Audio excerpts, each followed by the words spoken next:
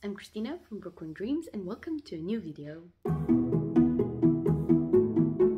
So here I am on my third video with my wrap-ups of the books I read so far this year, and today we are talking the rest of like the types of fantasy that I read, because obviously I've been in a very fantasy mood this year. So yeah, these are all gonna be, there's gonna be epic, middle grade, this and that, like it's a whole bunch, romance, fantasy, romance, and just a bunch of stuff. So let's just get started. First off, we have Cemetery Boys by Aidan Thomas, which is the first book in the Cemetery Boys series, I guess it will be, maybe duology. They say that a new one is coming out maybe in 2024, so fingers crossed, because I really like this book. This is the story of Yadriel. He is a trans boy who really just wants to become a true brujo. He's from a Latinx family and they are brujos. However, his family believes that he cannot become a brujo because he is a trans boy and they still consider him to be a girl. And to prove himself, he kind of does this ritual to become a brujo by himself and with the help of his friend Maritza, who also has some interesting kind of stories about herself, where she's I think she's a witch bruja, but she's vegan or vegetarian, so she doesn't really want to use blood. So yeah, that's a story in itself. But back to Yadriel. So he does this ritual and he goes on to summon a ghost, because the story begins as Yadriel's cousin is murdered and Yadriel just wants to help find his cousin's murderer. In doing so, he summons a ghost, the ghost of Julian, I think, Julian. I listened to it on audio, so I'm trying to remember how the narrator told their names.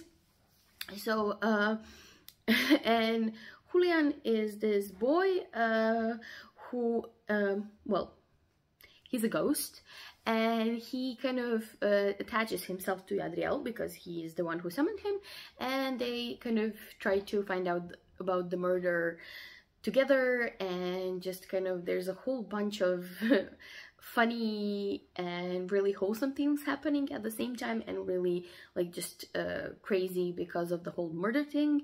This is just the story of Yadriel, of him being a hero for the first time, being recognized for the first time for who he is, and just kind of and by his family, because he really does have just a genuinely beautiful kind of group of friends, and he meets Julian's friends who are also just lovely and just accepting, and there's a lot of queerness going around in the book, and it was just such a wonderful read, although like the basic storyline is murder, but it was just so gorgeous, and I really want to read other works by Aidan Thomas, because this one was just absolutely wonderful. I think I even started a year with that, or it was one of the first books I read. I still remember it. I still love it. I would love to reread it at some point, because it was just such a wonderful book to read. Just like the characters were awesome, the plot line was great. It is YA, because I think they're like somewhere between 15 and 18. I'm not sure, but still, it was like maybe one of the best YA books I actually read ever. So I'm really pleased that I read it.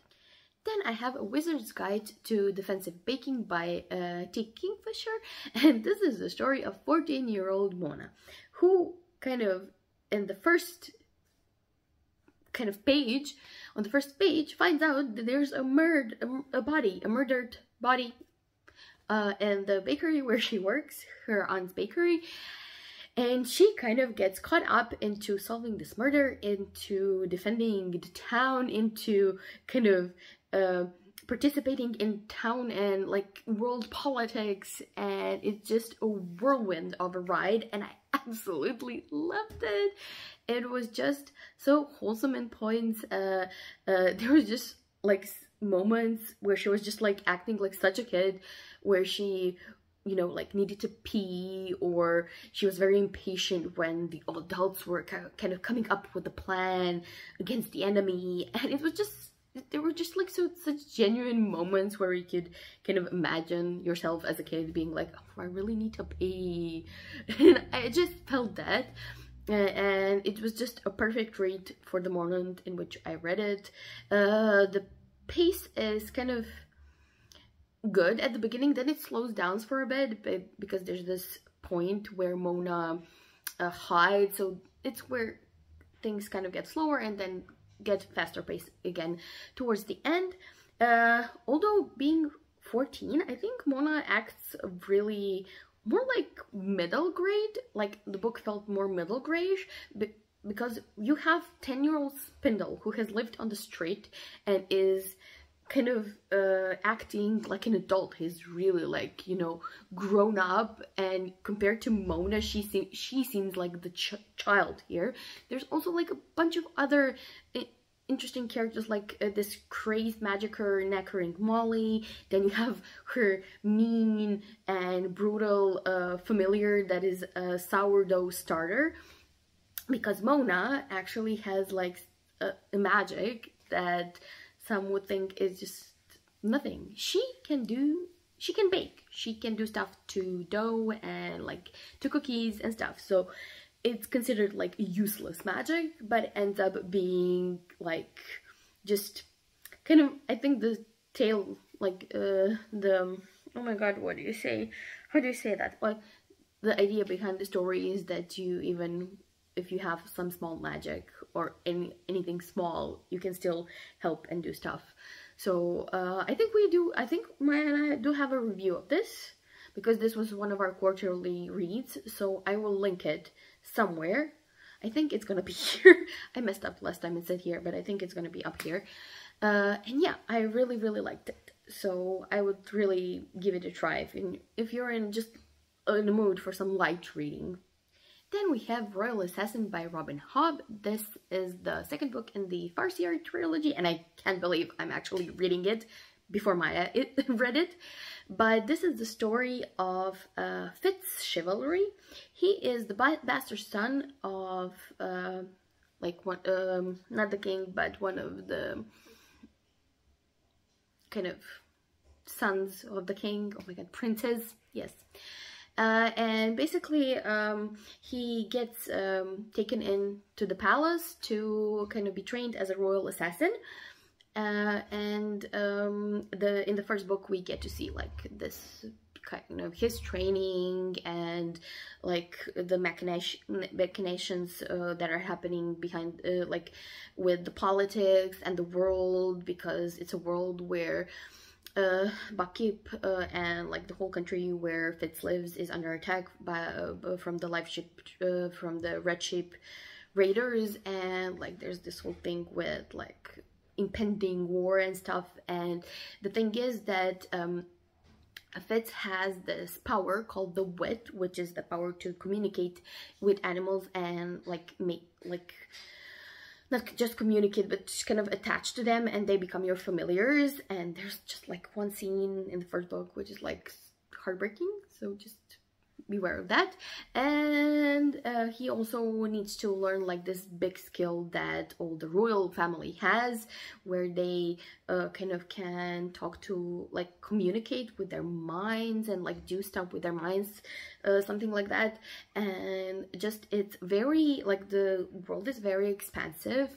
There are a lot of characters, but the pace is so freaking slow. Like, I can see why people say that this is just like boring and just unimaginative and uninventive, because you get to see every little detail of everything. Like, I'm not kidding here, like everything.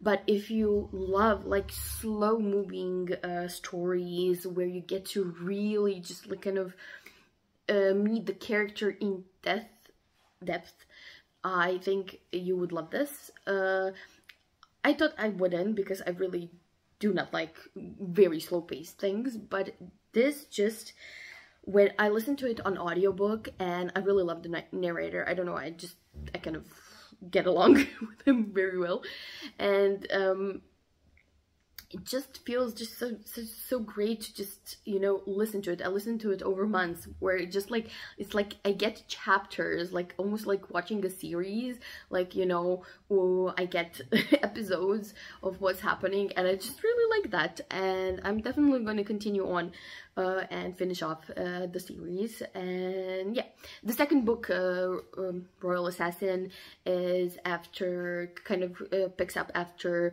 Fitz's first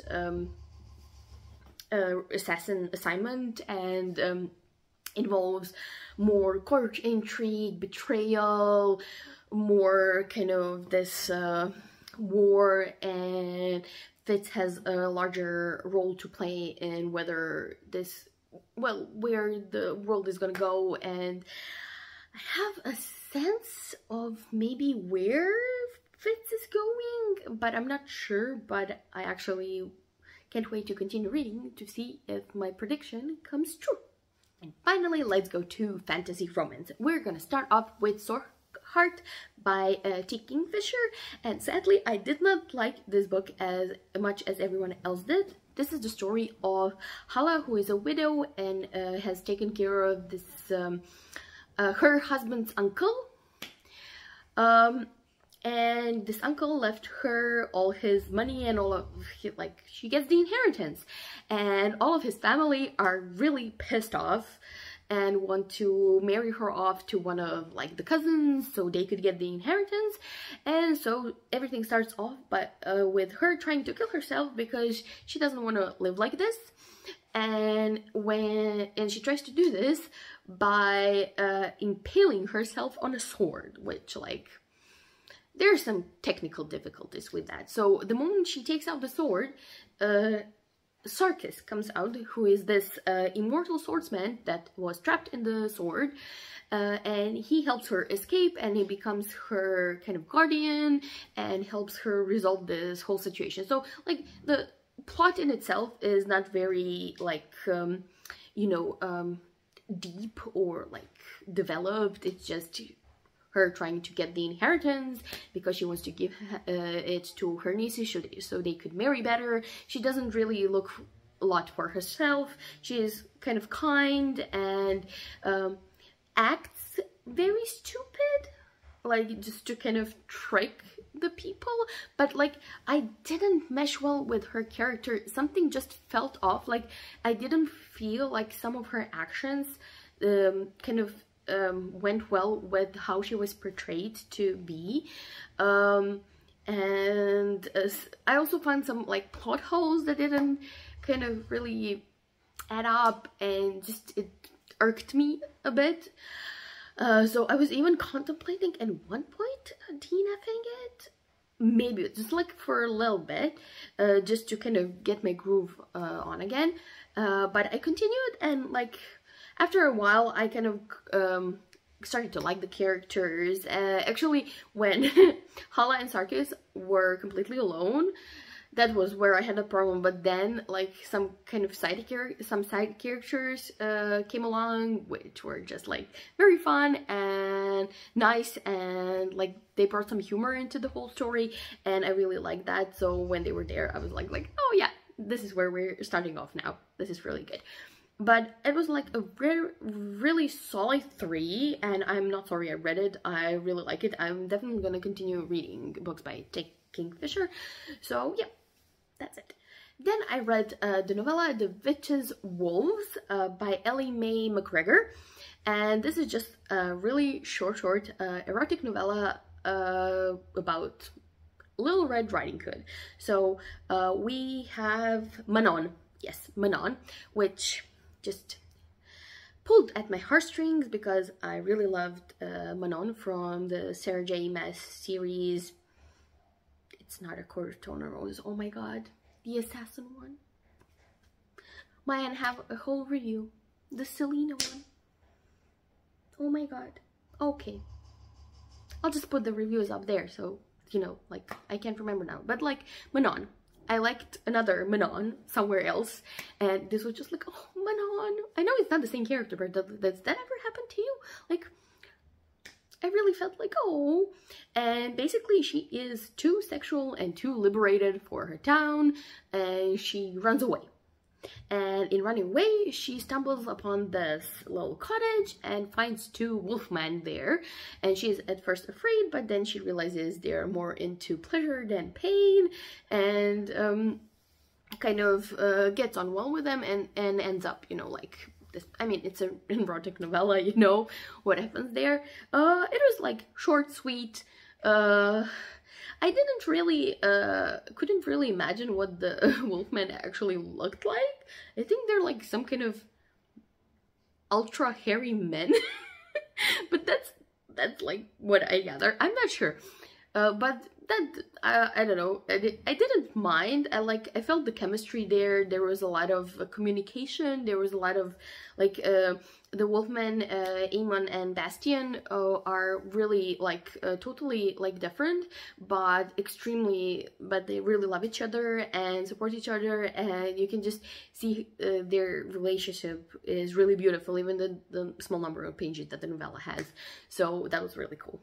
And finally, we have Mistletoe by Kimberly Lemming, yes, which is from the Mead Mishaps, or the Mead Realm series. And this is a short novella that comes after the first book. That time I got drunk and saved a demon. Unfortunately, I currently DNF'd the book, or what is it? I didn't DNF it. I just not for now. I just put it aside because I just wasn't vibing with it. But with Mistletoe, oh my god, I read it and I was like, immediately I want to read everything from this series because this was perfect. So we have Ruby. Is it Ruby? Yes, we have Ruby. She is from this little small town, and her father is like a smith. And like there's a curse on her family where all the things that he makes start talking. And so she takes this really annoying sword called Alexis that talks with her to the Fog's demon, that is Luca, to ask him to remove the curse.